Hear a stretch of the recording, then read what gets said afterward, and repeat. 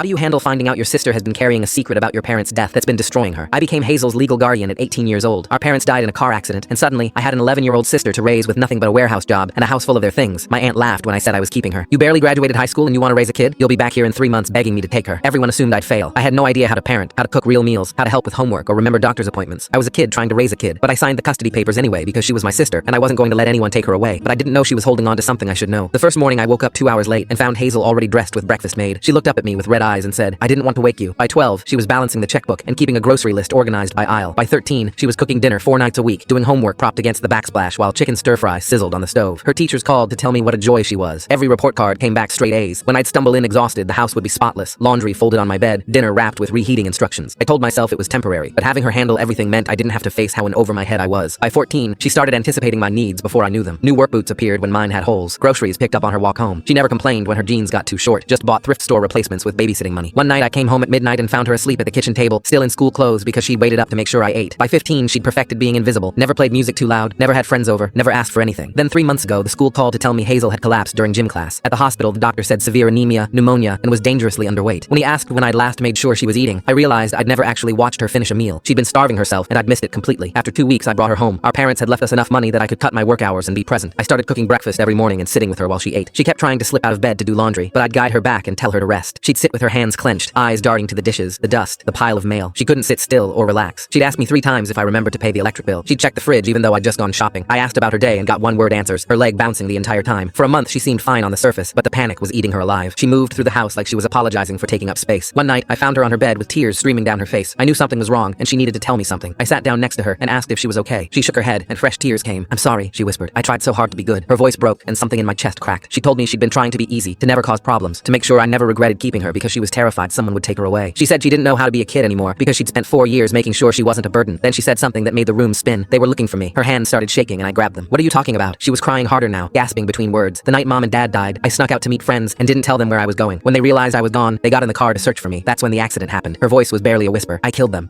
and you took me in anyway, and I had to be perfect because I owed you everything." I pulled her into my arms, and she collapsed against me like she'd been holding herself together with wire, and it finally snapped. For a second, I couldn't breathe because I'd spent 4 years thinking I was the one who'd failed her, and she'd spent those same 4 years thinking she'd murdered our parents. "You were 11 years old," I said. 11-year-olds sneak out. Parents go looking. Accidents happen. You didn't kill anyone. She tried to pull away, but I held on. "You don't owe me anything. You never had to earn the right to be here. You're my sister, and I love you, and I'm sorry I made you feel like you had to be perfect." My voice broke. "I'm the one who failed. I let you become the adult when you should have been a kid." We stayed there for a long time, both of us finally saying what we'd been too terrified to admit. Now Hazel's in therapy every Thursday and acting like an actual 15-year-old. Last week she forgot her homework and came to me panicking, and I stayed up helping her finish it. Yesterday, she showed me a B+ on her chemistry test like it was a trophy. She's messy, forgetful, normal, and I've never been more relieved.